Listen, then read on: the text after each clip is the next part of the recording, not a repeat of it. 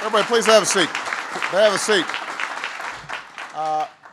I want to begin by recognizing the members of Congress who are here today. All of them did outstanding work on this legislation. I, in particular, want to thank Steny Hoyer, Congresswoman Mahoney, and as well as Congressman Miller, who helped make this day possible. Their leadership, their hard work made this bill a reality.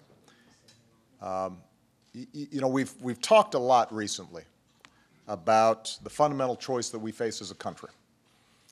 America can either settle for an economy where just a few are doing well and a lot of folks are struggling to get by, or we can build the kind of economy where everybody's getting a fair shot and everybody's doing their fair share and everybody's playing by the same rules.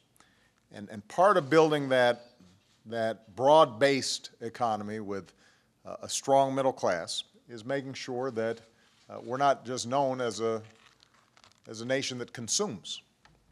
We've got to be a nation that produces, a nation that sells. Our middle class was created by workers who made and sold the best products in the world. Our communities and our economy have always done better when we ship more goods than anybody else, stamped with that phrase, made in America. And I want us to be that nation again. I want us to be that nation in perpetuity. 2 years ago, I set a goal of doubling American exports over 5 years. Today, with the trade agreements that we've signed into law, with the help of some of these same members of Congress, we're making historic progress. Soon there are going to be millions of new customers for our goods and services in Korea and Colombia and Panama. That way, even though we got some Hyundais over here, we're also going to have some Chryslers and Fords and Chevys in Seoul that are imported from Detroit and Toledo and Chicago. So I'm going to go anywhere I can in the world to create new markets for American goods. And we're also not going to stand by when our competitors aren't following the rules. We've brought trade cases against China at nearly twice the rate of the previous administration. We've set up a trade enforcement unit to investigate unfair trade practices that are taking place anywhere in the world. Anytime other countries skirt the rules or put our workers and our businesses in an unfair position, we're going to take action. We're also making sure that American businesses have better access to the 95% of the world's consumers who live beyond our shores. And that's why the bipartisan bill that I'm about to sign is so important. By reauthorizing support for the Export-Import Bank, we're helping thousands of businesses sell more of their products and services overseas. And in the process, we're helping them create jobs here at home. And we're doing that at no extra cost to the taxpayer.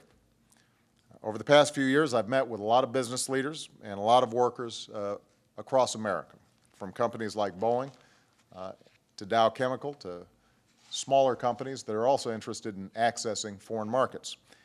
And they've told me how critical support from the Ex-Im Bank has been in competing more effectively in the global marketplace. As the head of the bank, we owe our thanks to Fred Hochberg, who's here on stage, for doing such an outstanding job. Just to give you a couple examples, Boeing relied on support from the Ex-Im Bank to strike a deal selling more than 200 planes to one of the fastest growing airlines in the world. And that translates into thousands of jobs here in the United States.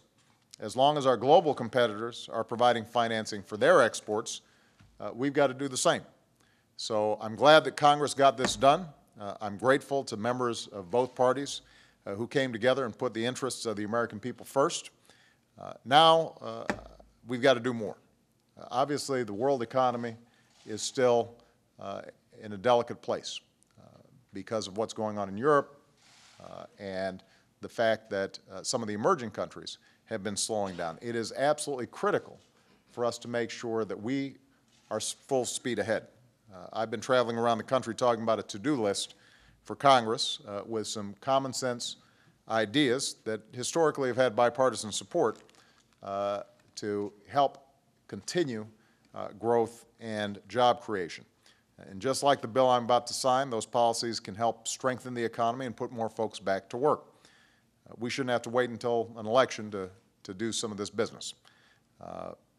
Couple of points. Number one, it still makes no sense for us to be giving tax breaks to companies that are shipping jobs and factories overseas. The great news is there are a lot of companies that are now thinking about insourcing and moving jobs back to the United States. We are more competitive than ever. Our workers are more productive than ever. We want to help provide incentives for folks to make those decisions. So it's time for Congress to take tax breaks away that allow for deductions moving jobs overseas and instead cover moving expenses for companies that are interested in bringing jobs back to America. Number two, Congress should give every responsible homeowner the opportunity to save an average of $3,000 a year by refinancing their mortgage. We're starting to see a little bit of stabilizing in some of the housing markets around the country, but that continues to be a significant drag on our economy. But when families are able to take advantage of these historically low rates, it makes a difference. It puts money in their pockets, or it may help them rebuild some of their equity. It gives them more confidence, and the housing market stabilizes further.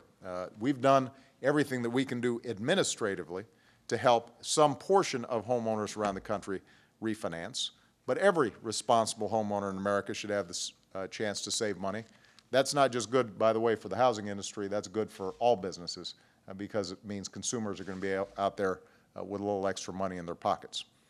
Number three, Congress still has the opportunity to do more to help small business owners who create most of the new jobs in America. So we want to give them a tax break for hiring more workers and providing those workers higher wages. Fourth, Congress should extend the tax credits for clean energy companies that are set to expire at the end of the year. This is something that a lot of members, both Democrats and Republicans, should be able to appreciate because wind power, solar power, biofuels, those aren't partisan issues. That's a job sector that is growing across the country, but right now there's too much uncertainty because we haven't gone ahead and locked down some of these tax credits. These companies are putting folks back to work, and they're helping us break our dependence on foreign oil. They're members, again, of both parties that support these tax credits, and tens of thousands of jobs are at stake. So I think it's very important for us to make sure that we move forward on that. Fifth, and I'm going to speak to this on Friday, Congress should create a Veterans Job Corps so we can put our returning heroes back to work as cops and firefighters and park rangers. We just observed Memorial Day, an extraordinarily moving Memorial Day. We were down at the Vietnam Veterans Memorial commemorating 50 years since that difficult and challenging war. And one thing we learned from that was that we've got to treat our heroes with the respect and dignity that they have earned. And our veterans are some of the most highly trained, highly educated, highly skilled workers we've got. These are Americans who want to keep serving now that they're back. So we've got to make sure when they come home to new jobs and new opportunities. So there are a number of things that my administration can do on our own, and we're going to keep on doing them. But it gets a whole lot easier if we get some help from Congress. And this is a great example, a great model of what can happen. America has come through some tough times together, and it's going to take more time than any of us would like to get to a place where all of us have fully recovered from the worst recession in our lives. There will continue to be hurdles, and there will continue to be some headwinds that we can't fully control, but there are plenty of things that we can control, and there are plenty of solutions within our reach. There are steps that we can take right now to speed up this recovery, to help create jobs, to restore some of the financial security that families have lost. It's within our control to do the right thing and do it now. So my message to Congress is thank you and congratulations on authorizing Ex-Im Bank to continue on its extraordinary mission. We've got more work to do. I hope this ends up being a model for the kind of progress that we can make in the months to come and the years to come. So with that, it is my great pleasure to sign this bill into law.